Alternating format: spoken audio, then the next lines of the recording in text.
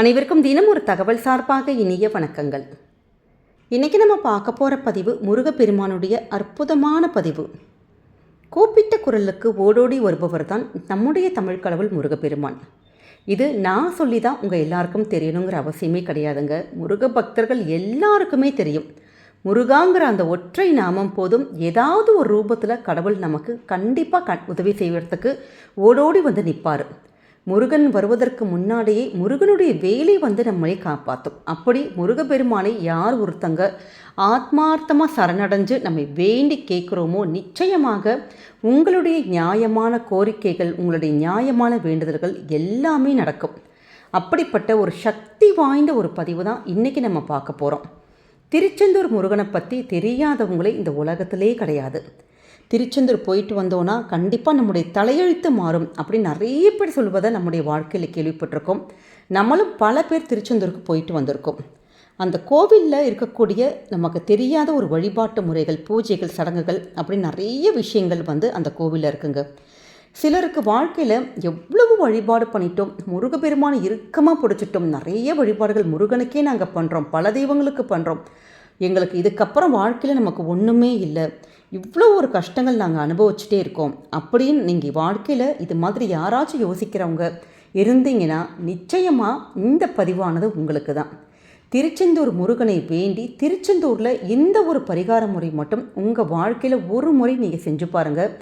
நிச்சயமாக 200% உங்களுடைய தலையெழுத்தே மாறும். அப்படிப்பட்ட சக்தி வாய்ந்த ஒரு பதிவு தான் இன்றைக்கி நம்ம பார்க்க போகிறோம். பதிவுக்குள்ளே போகிறதுக்கு முன்னாடி நம்முடைய சேனலை சப்ஸ்கிரைப் பண்ணாமல் பார்த்துட்ருக்கோங்க, கண்டிப்பாக சப்ஸ்கிரைப் பண்ணிக்கோங்க.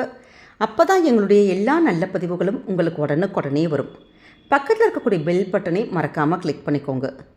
இப்போ பதிவை தெரிஞ்சுக்கலாம். திருச்செந்தூர் முருகனை நம்ம போயிட்டு நம்ம சுவாமியை போய் தரிசனம் போய் பண்ணிட்டு வந்தாலே போதும், நம்முடைய வாழ்க்கையில் தலையெழுத்து மாறும், உங்கள் விதியே மாறும் அப்படின்னு நிறைய பேர் சொல்வதை நம்முடைய வாழ்க்கையில் கேள்விப்பட்டிருக்கோம். இருந்தாலும் பலருக்கும் நானும் நிறைய தடவை திருச்செந்தூர் போயிட்டு தாங்க வரேன், தரிசனம் பண்ணுறேன், மாதத்துக்கு ஒரு தடவை 2 தடவை கூட நாங்கள் போயிட்டு வரோம், ஆனால் எங்களுக்கு எதுவுமே மாறவே மாட்டேங்குது, கவலையும் கஷ்டமும் எப்போ பார்த்தாலும் குடும்பத்தில் இருந்துக்கிட்டே இருக்குது, ஏதாவது ஒன்று மாற்றி ஒன்று ஒரு பிரச்சனை, வெளியில் சொல்ல முடியாத ஒரு கவலை, அப்படி ஏதாவது ஒரு பிரச்சனைகள் நமக்கு மனசுக்குள்ளே இப்படி ஓடிக்கிட்டே இருக்குது அப்படின்னு நிறைய பேர் சொல்வதை நம்ம வந்து கேள்விப்பட்டிருக்கோம். அப்படிப்பட்ட எண்ணம் உங்கள் மனசில் இருந்ததுன்னா நீங்கள் ஒரே ஒரு முறை திருச்செந்தூர் போயிட்டு இந்த ஒரு வழிபாட்டை முருகனை வேண்டி நீங்கள் செஞ்சுட்டு வாங்க. நிச்சயமாக உங்களுடைய தலையெழுத்தானது மாறுங்க.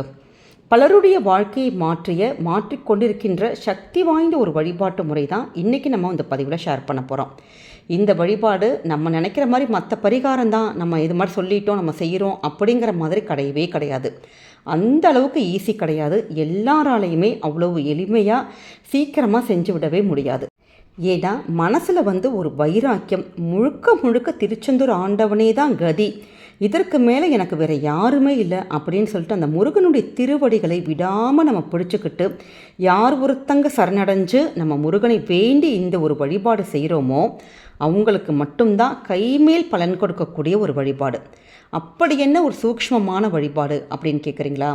திருச்செந்தூரில் போயிட்டு முருகப்பெருமானை போய் நம்ம ஃபஸ்ட்டு வழிபட்டு வந்துட்டு கோவிலுக்கு வெளியே இருக்கக்கூடிய அந்த கோவில் வாசலுக்கு எதிரில் நம்ம கேட்கக்கூடிய ஒரு அற்புதமான ஒரு பரிகாரம் தான் நம்ம வந்து மண்டியிட்டு கையேந்தி மடிப்பிச்சை கேட்பது.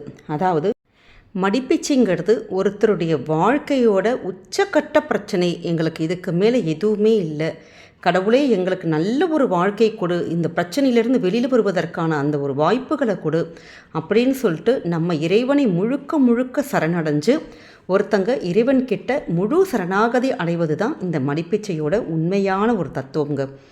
இதை வந்து நம்ம திருச்செந்தூர் முருகனை வந்து வேண்டிட்டு நீங்கள் அங்கே வந்து ஒரு குறைந்தபட்சம் 20 நிமிஷத்துலேருந்து 1 மணி நேரம் வரைக்கும் மண்டியிட்ட நிலைமையில் நம்ம கையேந்தி நம்ம வந்து அங்கே வந்து நின்னாலே போதும்.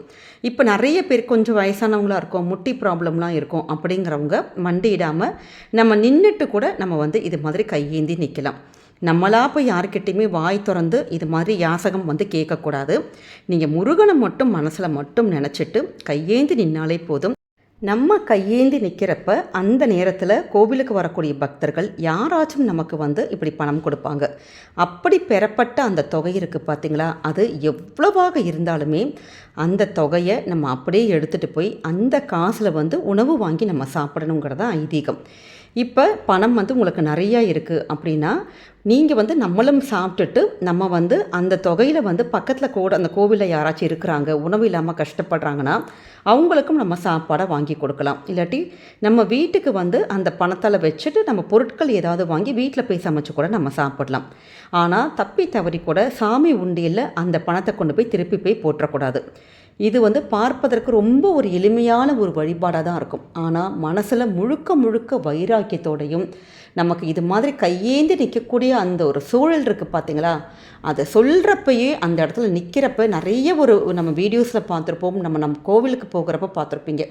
நிறைய பேர் கண் கலங்கி குழந்தை வரத்துக்கு, திருமணம் வரத்துக்கு, தீராத ஒரு நோய்கள் தீர்வதற்கு, அப்படி எந்த ஒரு விஷயங்கள் எதுவாக இருந்தாலும் வேண்டி கேட்டு அந்த திருச்செந்தூர் முருகனுக்கு அந்த கோவிலுக்கு எதிர்த்த மாதிரி லைனாக நிறைய பேர் நிற்கிறத பார்த்துருக்கோம். அப்படி நம்மளும் இது மாதிரி போய் நம்ம பிரார்த்தனை வந்து வைக்கிறப்ப நிச்சயமாக நமக்கு எவ்வளவு ஒரு மோசமான தலையெழுத்து இருந்தால் கூட அந்த தலையெழுத்து மாறுங்கிறது தான் ஒரு ஐதீகம். இந்த ஒரு பரிகாரத்தை எல்லாராலையுமே செஞ்சிட முடியாதுங்க. நம்ம சரி சொல்லிட்டோம் டக்குன்னு நம்ம கோயிலுக்கு போயிட்டு வரலாம் அப்படின்னு நினைக்க முடியாது. ஏன்னா முருகனே மனசில் வந்து நினச்சி முருகன் நம்முடைய கருமாக்கள் தீரப்போகுது, நமக்கு நல்ல எழுத்து வரப்போகுது அப்படின்னு முருகன் நினைத்தால் மட்டும்தான் இந்த பரிகாரத்தை கூட நிச்சயமாக செய்ய முடியும். பல பேர் வந்து அந்த இடத்துக்கு போயிட்டு அவங்களால வந்து இது மாதிரி மண்டிட்டு இது மாதிரி யாசகம் கேட்க முடியாமல் நிறைய பேர் செய்ய முடியாமல் திரும்பியிருக்காங்க. அதனால் ஆத்மார்த்தமாக திருச்செந்தூர் முருகனை நல்லா வேண்டி இது மாதிரி நாங்கள் வேண்டுதலுக்காக அங்கே வரோம், நல்லபடியாக அந்த வழிபாட்டை பரிகாரத்தை எங்களுக்கு நடத்தி கொடுங்க திருச்செந்தூர் முருகன் அப்படின்னு சொல்லிட்டு செந்தில் ஆண்டவா அப்படின்னு நல்லா நீங்கள் வேண்டிட்டு இந்த ஒரு பரிகாரத்தை உங்களுடைய வாழ்க்கையில் ஒரே ஒரு முறை நீங்கள் செஞ்சு பாருங்கள். எப்படிப்பட்ட பிரச்சனைகளும் அப்படி தலைக்கு வந்தது தலைப்பாகையோடு போகும்னு சொல்லுவாங்க பார்த்தீங்களா, அது மாதிரி எவ்வளவு பெரிய ஒரு கடுமையான ஒரு சோதனைகளாக இருந்தாலுமே முருகன் அருளாலே தீரும். உங்களுடைய தலையெழுத்து நிச்சயமாக மாறும். அதனால் நம்பிக்கையோடு இந்த ஒரு விஷயத்தை பண்ணுங்கள். ஒரே ஒரு நிபந்தனை தாங்க, நம்ம வந்து எதற்காக இந்த மடிப்பிச்சை எடுக்கிறோம் அப்படின்னு நம்மளுடைய பிரச்சனைகள் என்ன அப்படின்னுங்கிறத யாருக்கிட்டையுமே நீங்கள் எதுவுமே சொல்லாமல் தான் இந்த ஒரு வழிபாட்டை செய்யணும். ஏன்னா மடிப்பிச்சை எடுக்கிறதுங்கிறது எல்லாராலையுமே நம்மளால் செஞ்சிட முடியாது. இதை வந்து ஒரு கேவலமான ஒரு விஷயம் அப்படின்னு நினைக்காதீங்க. ஏன்னா மனுஷனுக்குள்ளே இருக்கக்கூடிய அந்த ஆணவத்தை அழிக்கிறது தான் இந்த வழிபாட்டுடைய மிக முக்கியமான ஒரு நோக்கமே. ஒரு மனுஷனுடைய மரணத்திற்கு ஒப்பான விஷயம்தான் ஒரு பிச்சை எடுக்கிறது, யாசகம் கேட்கறது. அதனால் இந்த பிச்சை எடுக்கிறப்பையும் நமக்கு ஒரு உதாசீனம், அவமானம், இலக்காரம், கருணை அப்படி ஒவ்வொருத்தருடைய அந்த பார்வைகள் வந்து ஒவ்வொரு விதமாக இருக்கும். நம்ம வாழ்ந்த வாழ்க்கையில் சில விஷயங்கள் வந்து நமக்கு அவ்வளோ ஒரு ஈஸியாக கிடச்சிறது கிடையாது. நான் அப்படிங்கிற ஒரு அகங்காரத்தை நீக்கி இறைவனை வந்து சரண் அடைவது தான் இதனுடைய நோக்கமே. அதனால தான் பல சித்தர்கள், பல சன்னியாசிகள் நிறைய பேர் வந்து இப்படி யாசகம் கேட்டு உணவை பெற்று சாப்பிட்டாங்கன்னு பல புராணத்திலே சொல்லப்பட்டிருக்கு. அதனால் ரொம்ப ரொம்ப சக்தி வாய்ந்த ஒரு வழிபாடு. கண்டிப்பாக முருகனை வேண்டி செய்யுங்க. என்றைக்குமே உங்களுக்கு நல்லது மட்டுமே நடக்கும். நம்முடைய பல பதிவுகளில் சொல்லியிருக்கோங்க, ஒருத்தருடைய தலையெழுத்தை மாற்றக்கூடிய அந்த ஒருவரி மந்திரம் ஓம் நமோ குமாராய நமக. உங்களுக்கு எப்பெல்லாம் நேரம் கிடைக்குதோ, எப்பெல்லாம் கோவிலில் வழிபாடு பண்ணுறீங்க, வீட்டில் வந்து ஒரு பூஜை பண்ணுறீங்களோ, இந்த ஒரு மந்திரத்தை மனசுக்குள்ளே நீங்கள் சொல்ல சொல்ல நம்முடைய தலையெழுத்து நல்லபடியாக மாறும். நிச்சயமாக நம்பிக்கையோடு இந்த ஒரு டிப்ஸையும் நீங்கள் ஃபாலோ பண்ணிக்கோங்க. இந்த பதிவானது கண்டிப்பாக உங்கள் எல்லாருக்குமே பிடிச்சிருக்கும்னு நினைக்கிறோம். யாருக்கெல்லாம் திருச்செந்தூர் முருகனை பிடிக்குமோ திருச்செந்தூர் முருகனுக்கு அரோகரா அப்படிங்கிற ஒரு வார்த்தையை பதிவிடுங்க. நிச்சயமாக முருகனுடைய அருளாசி உங்களுக்கும் உங்கள் குடும்பத்துக்கும் பரிபூர்ணமாக கிடைக்கும். நம்முடைய இந்த பதிவை உங்களுக்கு தெரிஞ்ச உங்கள் ஃபேமிலி மெம்பர்ஸ், ஃப்ரெண்ட்ஸ் எல்லாருக்குமே ஷேர் பண்ணுங்கள். அவங்களும் இதை பார்த்து பயன்பெறட்டும். நம்முடைய சேனலை நீங்கள் சப்ஸ்கிரைப் பண்ணாமல் பார்த்தீங்கன்னா சப்ஸ்கிரைப் பண்ணி உங்களுடைய ஆதரவுகள், சப்போர்ட்டுகள் என்றைக்குமே எங்களுக்கு கொடுக்கணும். மீண்டும் வேறொரு நல்ல பதிவோடு உங்களை சந்திக்கிறோம். நன்றி, வணக்கம்.